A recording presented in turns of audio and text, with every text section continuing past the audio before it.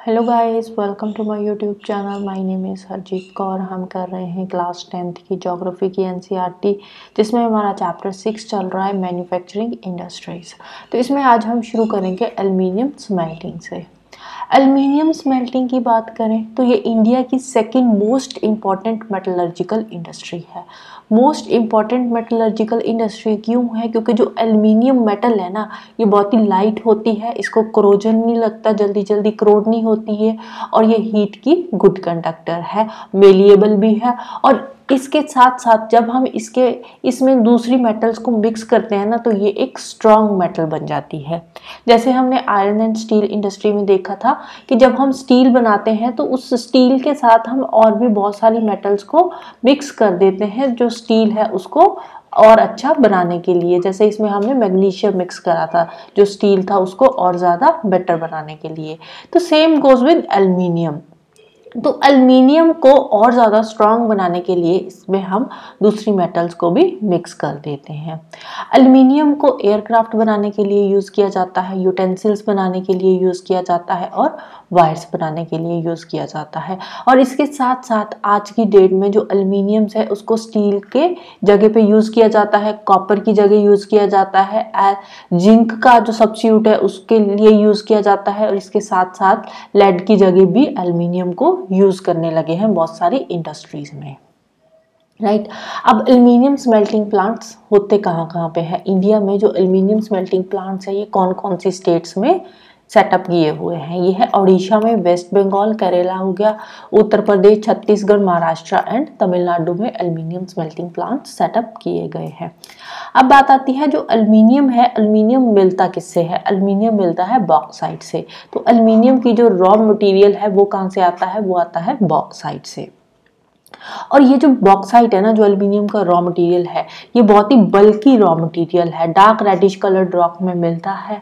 और ये जो बॉक्साइट है ये हैवी होने की वजह से अब जो एल्युमिनियम इंडस्ट्री है ना, वो बॉक्साइट जहाँ पे मिलता है वहीं आसपास ही सेटअप करी जाती है। तो एल्युमिनियम इंडस्ट्री को सेटअप करने के लिए उसकी रिक्वायरमेंट्स क्या है? उसकी सबसे पहली रिक्वायरमेंट है इलेक्ट्रिसिटी। इलेक्ट्रिसिटी की रेगुलर सप्लाई होनी चाहिए, यहाँ पे एल्युमिनियम इंडस्ट्री हम सेट कर रहे हैं। दूसरा, रॉ मटेरियल का जो सोर्स है वो भी वहां पे इजीली अवेलेबल हो मिनिमम कॉस्ट पे। तो ये दो प्राइम फैक्टर्स है जिन पे डिपेंड करती है एल्युमिनियम इंडस्ट्री की लोकेशन। 4 से 6 टन बॉक्साइट से बनता है 2 टन एल्यूमिना, और 2 टन एल्यूमिना से आगे एल्युमिनियम कितना निकलता है? 1 टन एल्युमिनियम बनता है। तो मतलब 1 टन एल्युमिनियम बनाने के लिए हमें 4 से 6 टन तक बॉक्साइट चाहिए होता है, राइट। अब जो एल्युमिनियम इंडस्ट्री है उसमें एल्युमिनियम तैयार कैसे होता है? उसके यहाँ पे 3 स्टेजेस बताई हुई है। सबसे पहले बॉक्साइट आता है जो रॉ मटेरियल है। रॉ मटेरियल को हम लेकर जाते हैं साइट तक ट्रांसपोर्टेशन के थ्रू, रेल ट्रांसपोर्ट या फिर शिप के थ्रू। फिर वहां पे बॉक्साइट को क्रश करके उसमें से एल्युमिना अलग निकाला जाता है। उसके लिए हमें क्या चाहिए होता है? कोल वगैरह चाहिए होता है उसको जलाने के लिए, सो दैट कि हम बॉक्साइट से एल्युमिना अलग कर सकें। और उसके बाद फिर एल्युमिनियम स्मेल्टिंग होती है, और एल्युमिनियम स्मेल्टिंग से आगे एल्युमिनियम तैयार किया जाता है। और जिस प्रोसेस के थ्रू ये बॉक्साइट से एल्युमिना तैयार होता है उसको बोलते हैं बेयर्स प्रोसेस। बेयर्स प्रोसेस बोलते हैं जिस प्रोसेस के थ्रू बॉक्साइट से एल्युमिना तैयार होता है। और जिस प्रोसेस के थ्रू एल्युमिना से आगे एल्युमिनियम स्मेल्टिंग करी जाती है, क्रायोलाइट तक पहुंचाया जाता है एल्युमिना को, उस प्रोसेस को बोलते हैं hall Harold process. Hall Harold process. तो ये 2 प्रोसेस आते हैं एल्युमिनियम इंडस्ट्री से रिलेटेड। तो क्वेश्चन ऐसे भी पूछा जा सकता है कि जो बेयर्स प्रोसेस है उसमें क्या तैयार होता है, या हॉल हेरोल्ड प्रोसेस के थ्रू क्या तैयार होता है। तो ये 2 जो प्रोसेस इसमें आते हैं, इन दोनों को याद रखना जरूरी है, राइट। फिर नेक्स्ट बात करते हैं केमिकल इंडस्ट्री की। केमिकल इंडस्ट्री इंडिया की एक फास्ट ग्रोइंग डाइवर्सिफाइंग इंडस्ट्री है। इसमें लार्ज स्केल मैन्युफैक्चरिंग यूनिट्स भी आ जाते हैं and small scale manufacturing units भी आ जाते हैं। आज की डेट में केमिकल इंडस्ट्रीज में ऑर्गेनिक सेक्टर में भी काफी ग्रोथ देखने को मिल रही है, और इनऑर्गेनिक सेक्टर में भी काफी ग्रोथ देखने को मिल रही है। अब ये जो इनऑर्गेनिक और ऑर्गेनिक केमिकल्स होते हैं ये क्या होते हैं? इनऑर्गेनिक केमिकल्स में आ जाता है सल्फ्यूरिक एसिड। और सल्फ्यूरिक एसिड को कहाँ पे यूज किया जाता होता है, सल्फ्यूरिक एसिड यूज होता है फर्टिलाइजर्स बनाने के लिए, सिंथेटिक फाइबर्स बनाने के लिए, plastics, adhesive paints, dyestuffs बनाने के लिए सल्फ्यूरिक एसिड यूज किया जाता है। फिर आता है इनऑर्गेनिक केमिकल्स में नाइट्रिक एसिड और अल्कलीज आ गया, सोडा ऐश आ गया। सोडा ऐश को यूज किया जाता है ग्लास बनाने के लिए, सोप, डिटर्जेंट, पेपर, और आ जाता है इनऑर्गेनिक में कास्टिक सोडा। ठीक है, और ये जो इनऑर्गेनिक केमिकल्स बनाने वाली इंडस्ट्रीज है ये भी हमारी कंट्री में वाइडली स्प्रेड है, मतलब हर जगह पे ही आपको मिल जाती है जो केमिकल इंडस्ट्रीज है, क्योंकि आज की डेट में इंडिया में केमिकल्स का बहुत ज़्यादा यूज होने लगा है। फिर बात करते हैं ऑर्गेनिक केमिकल्स की। ऑर्गेनिक केमिकल्स की बात करें तो ऑर्गेनिक केमिकल्स में कौन कौन से आ जाते हैं, इसमें आ जाते हैं पेट्रोकेमिकल्स हो गया। पेट्रोकेमिकल्स को यूज किया जाता है सिंथेटिक फाइबर बनाने के लिए, सिंथेटिक रबड़ बनाने के लिए, प्लास्टिक्स बनाने के लिए, डाई स्टफ्स हो गए, drugs, pharmaceuticals, organic chemical plants वगैरह, इसके लिए सेटअप करे गए हैं ऑर्गेनिक जो मटेरियल है उसको बनाने के लिए। और ज़्यादातर ये जो ऑर्गेनिक केमिकल प्लांट्स है ये कहाँ पे सेट किए जाते हैं, ये पेट्रोकेमिकल प्लांट्स के साथ ही सेट किए जाते हैं या फिर ऑयल रिफाइनरीज के आसपास ऑर्गेनिक केमिकल प्लांट्स को सेटअप किया जाता है। अब ये जो हमारे इंडिया में केमिकल इंडस्ट्रीज है ना, तो इसमें बहुत सारी ऐसी केमिकल इंडस्ट्रीज है कि उनके केमिकल्स को यूज करके आगे और बहुत सारे केमिकल्स को बनाया जाता है। और जो केमिकल से आगे केमिकल्स बनाए जाते हैं ना, उनको इंडस्ट्रियल एप्लीकेशन के लिए यूज किया जाता है, एग्रीकल्चर में यूज किया जाता है या फिर कंज्यूमर मार्केट में डायरेक्टली भी उनको यूज किया जाता है। राइट, नेक्स्ट आती है हमारी फर्टिलाइजर इंडस्ट्री। फर्टिलाइजर इंडस्ट्री की बात करें तो फर्टिलाइजर इंडस्ट्रीज में बहुत सारे नाइट्रोजनस फर्टिलाइजर्स बनते हैं। नाइट्रोजनस फर्टिलाइजर में क्या आ जाता है, इसमें आ जाता है यूरिया। तो यूरिया जो है हमारे यहाँ पे बहुत ज़्यादा यूज़ किया जाता है इंडिया में। यूरिया मतलब यूरिया पे पहले सरकार ने सब्सिडी भी बहुत ज़्यादा दे रखी थी, इतनी ज़्यादा यूरिया पे सब्सिडी पहले स्टार्टिंग में दे रखी थी कि जो यूरिया था ना उसकी स्मगलिंग शुरू हो गई थी। आसपास की जो हमारी कंट्रीज है ना, पाकिस्तान वगैरह होगी, तो वहाँ पे यूरिया इलीगली सप्लाई किया जाता था क्योंकि इंडिया में बहुत ज़्यादा सस्ता मिलता था और उन कंट्रीज में बहुत ज़्यादा महंगा मिलता था। तो पहले यूरिया पे बहुत ज़्यादा सब्सिडी मिलती थी। आज की डेट में जो यूरिया पे सब्सिडी दी जाती है वो थोड़ी कम दी जाती है पहले के कंपैरेटिवली। इसके अलावा फॉस्फेटिक फर्टिलाइजर्स हो गए, अमोनियम फॉस्फेट हो गया, डाई अमोनियम फॉस्फेट जिसको डीएपी बोलते हैं, तो ये भी फर्टिलाइजर के लिए काफ़ी यूज़ किया जाता है। इसके अलावा कुछ फर्टिलाइजर्स को कॉम्बिनेशन में यूज किया जाता है, जैसे कि एनपीके हो गया, तो इसको एनपीके ये इसका नाम नाइट्रोजन फॉस्फेट एंड पोटाश।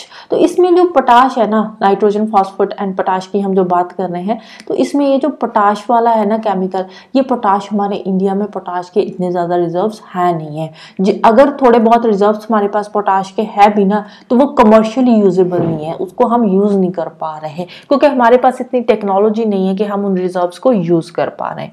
इसीलिए जो पोटाश है ना उसको हम ज्यादातर इंपोर्ट करते हैं। राइट, पोटाश हो गया या फिर पोटाशियम के कंपाउंड्स हो गए, तो पोटाश को किसी भी फॉर्म में हम ज़्यादातर इंपोर्ट ही करते हैं क्योंकि हमारे कंट्री में जो पोटाश है वो इतना ज़्यादा अवेलेबल नहीं है। 1960s के बाद अगर हम बात करें 65 के आसपास की, तो उस टाइम पे आया था इंडिया में ग्रीन रेवोल्यूशन। तो जब ग्रीन रेवोल्यूशन आया तो उस टाइम पे फर्टिलाइजर्स का बहुत ज़्यादा यूज़ होने लगा। तो उसके बाद जो हमारी फर्टिलाइजर इंडस्ट्री थी वो काफ़ी ज़्यादा एक्सपैंड हो गई हमारी कंट्री में। ऑलमोस्ट हर स्टेट में जो फर्टिलाइजर इंडस्ट्री है वो सेटअप करी गई क्योंकि ग्रीन रेवोल्यूशन आया, हाई यील्डिंग वैरायटीज के सीड्स आए, तो उनको ग्रो करने के लिए हमें चाहिए थे केमिकल फर्टिलाइजर्स। तो इसीलिए जो केमिकल फर्टिलाइजर इंडस्ट्री है ना, ये ग्रीन रेवोल्यूशन के बाद काफी ज्यादा एक्सपैंड हो गई। तो बात करें फर्टिलाइजर प्लांट्स की, तो ये कहाँ कहाँ पे है, गुजरात हो गया, तमिलनाडु, उत्तर प्रदेश, पंजाब, केरला। तो ये जो स्टेट्स ना, गुजरात, तमिलनाडु, उत्तर प्रदेश, पंजाब, केरला, इनमें 50% से ज्यादा फर्टिलाइजर प्रोडक्शन होती है इन्हीं स्टेट्स में। इसके अलावा बाकी की स्टेट्स में भी फर्टिलाइजर इंडस्ट्रीज है, लाइक आंध्र प्रदेश हो गया, उड़ीसा, राजस्थान, बिहार, महाराष्ट्र, असम, वेस्ट बंगाल, गोवा, दिल्ली, मध्य प्रदेश, कर्नाटका। तो इन स्टेट्स में भी फर्टिलाइजर इंडस्ट्रीज जो है वो सेटअप करी गई है। नेक्स्ट बात करते हैं सीमेंट इंडस्ट्री की। अब जो सीमेंट है, सीमेंट को कहाँ पे यूज़ किया जाता है? सीमेंट को यूज़ किया जाता है कंस्ट्रक्शन काम के लिए, कंस्ट्रक्शंस के लिए, घर बनाने के लिए, फैक्ट्रीज बनाने के लिए, ब्रिजेस, रोड्स, एयरपोर्ट्स, डैम्स और बहुत सारी कमर्शियल इस्टेब्लिशमेंट्स के लिए यूज़ किया जाता है सीमेंट को। अब ये जो सीमेंट इंडस्ट्री है ना, इसका जो रॉ मटेरियल होता है बहुत ही बल्कि एंड हैवी रॉ मटेरियल होता है सीमेंट इंडस्ट्री का। क्यों? क्योंकि जो सीमेंट इंडस्ट्री है वहाँ पे यूज़ होता है लाइमस्टोन, लाइमस्टोन भी हैवी है, सिलिका यूज़ होता है, जिप्सम यूज़ होता है और ये सारी चीज़ें ही हैवी है। इसके अलावा सीमेंट इंडस्ट्री में कोयला यूज़ किया जाता है और सीमेंट इंडस्ट्री में प्रोसेसिंग करने के लिए बिजली तो चाहिए ही चाहिए, इलेक्ट्रिसिटी की भी ज़रूरत पड़ती है। और इसके अलावा रेल ट्रांसपोर्टेशन अच्छा होना चाहिए, यहाँ पे सीमेंट इंडस्ट्री सेटअप करी गई है क्योंकि इसका रॉ मटेरियल भी बल्कि है और जो फिनिश्ड प्रोडक्ट बनता है वो भी बल्कि है, तो उसको भी ट्रांसपोर्ट करने के लिए हमें रेल ट्रांसपोर्टेशन की ज़रूरत पड़ती है। अब ये जो इंडस्ट्री है ये स्ट्रेटेजिकली कहाँ पे लगाए गए थे? इसके प्लांट्स लगाए गए थे गुजरात में सबसे पहले, क्योंकि गुजरात से अब हमें मार्केट का एक्सेस इजीली मिल जाता था। गल्फ कंट्रीज में इसकी डिमांड थी तो गुजरात से गल्फ कंट्रीज में जो सीमेंट था वो इंपोर्ट किया जाता है, राइट। तो इसके अलावा अगर फर्स्ट सीमेंट प्लांट की बात करें तो फर्स्ट सीमेंट प्लांट चेन्नई में सेटअप किया गया था 1904 में। इंडिपेंडेंस के बाद हमारी सीमेंट इंडस्ट्री काफ़ी एक्सपैंड हुई है, राइट। इसके अलावा अगर हम बात करें इसकी क्वालिटी की, तो इसकी क्वालिटी में भी थोड़ा सा पहले से इम्प्रूवमेंट आया है, क्योंकि जैसे जैसे अब इसकी मार्केट बढ़ रही है तो हमें क्वालिटी भी इम्प्रूव करनी पड़ेगी। जैसे सीमेंट जो है east Asia, Asian countries, middle Asia, Africa, south Asia, इसके अलावा आसपास की और बहुत सारी कंट्रीज़ में इसकी बहुत ज़्यादा डिमांड है, सीमेंट की लार्ज डिमांड में है जो सीमेंट है। तो इसीलिए अब इसकी जो प्रोडक्शन है उसको बढ़ाने की ज़रूरत है और इसके एक्सपोर्ट को भी बढ़ाने की ज़रूरत है और इसके साथ साथ इसकी क्वालिटी में भी इम्प्रूवमेंट करने की ज़रूरत है, राइट। इसके अलावा जो हमारी डोमेस्टिक डिमांड्स है उसको तो हम पूरा कर ही रहे हैं, लेकिन हमारी जो डोमेस्टिक डिमांड्स है ना सीमेंट की वो भी बढ़ रही है। तो अब ये जो डोमेस्टिक डिमांड बढ़ रही है तो इसको हमें साथ साथ पूरा करने के लिए भी एफर्ट्स करने पड़ेंगे, राइट। नेक्स्ट आती है ऑटोमोबाइल इंडस्ट्री। ऑटोमोबाइल में क्या आता है? इसमें बनते हैं व्हीकल्स, जो भी हम व्हीकल्स चलाते हैं, गाड़ियाँ चलती है, 2 व्हीलर्स चलते हैं, बसेस चलती है, trucks, cars, motorcycle, scooter, 3 wheelers और बहुत सारे मल्टी यूटिलिटी व्हीकल्स जो है ये सारे के सारे किस में आते हैं? ये आते हैं ऑटोमोबाइल्स में। जो ऑटोमोबाइल इंडस्ट्री है उसमें सारी की सारी चीज़ें तैयार करी जाती है और ये जो व्हीकल्स है इनको यूज़ किया जाता है गुड्स एंड सर्विसेज को ट्रांसपोर्ट करने के लिए और पैसेंजर्स को ट्रांसपोर्ट करने के लिए। जो पैसेंजर्स है एक जगह से दूसरी जगह जाते हैं तो वो किस पे जाते हैं? व्हीकल्स पे ही तो जाते हैं ना। तो ऑटोमोबाइल जो इंडस्ट्री है वो काफ़ी इंपॉर्टेंट हो जाती है ट्रांसपोर्टेशन के पर्सपेक्टिव से। लिबरलाइजेशन के बाद की बात करें तो लिबरलाइजेशन के बाद जो हमारे व्हीकल्स हैं ना उनके मॉडल्स जो है वो काफ़ी ज़्यादा इम्प्रूव हुए हैं, वो काफ़ी ज़्यादा डिमांड में भी आए हैं, व्हीकल्स की डिमांड बड़ी है। स्पेशली अगर हम बात करें पैसेंजर कार्स की तो पैसेंजर कार्स की काफ़ी ग्रोथ हुई है, 2 व्हीलर्स हो गए, 3 व्हीलर्स हो गए। तो लिबरलाइजेशन के बाद हमारी जो ऑटोमोबाइल इंडस्ट्री की डिमांड है ना वो बड़ी है और हमारी ऑटोमोबाइल इंडस्ट्री एक्सपैंड हुई है। तो इंडस्ट्री कहाँ कहाँ पे हमारी इंडिया में ज़्यादातर सेटअप करी गई है? ये सेटअप करी गई है अराउंड दिल्ली हो गया, गुरुग्राम, मुंबई, पुणे, चेन्नई, कोलकाता, लखनऊ, इंदौर, हैदराबाद, जमशेदपुर, बेंगलुरु। तो ये जो बड़े बड़े शहर है ना, मेट्रो सिटीज़ जो है, तो यहाँ पे ज़्यादातर ऑटोमोबाइल इंडस्ट्री सेटअप करी गई है, क्योंकि जो बड़ी सिटीज़ है वहाँ पे जो ऑटोमोबाइल्स की डिमांड है वो भी ज़्यादा है। अगर आप ट्राइबल एरियाज़ में चले जाओ तो वहाँ पे ऑटोमोबाइल इंडस्ट्री सेटअप करने का क्या फ़ायदा है, क्योंकि वहाँ पे डिमांड ही नहीं है। अगर आप ये बड़े बड़े शहरों में दिल्ली, गुरुग्राम की बात कर लो तो यहाँ पे हर घर में 2-3 व्हीकल्स तो आपको मिल ही जाएंगे, 1-2 गाड़ियाँ होएगी, 2 wheelers होएंगे।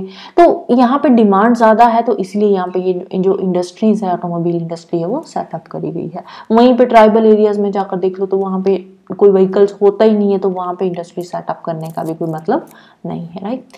So this is all about today. Next हम शुरू करेंगे information technology and electronics industry से। तो जाने से पहले वीडियो को लाइक कर देना, शेयर कर देना और चैनल को सब्सक्राइब कर लेना। Thank you, bye bye and have a nice day.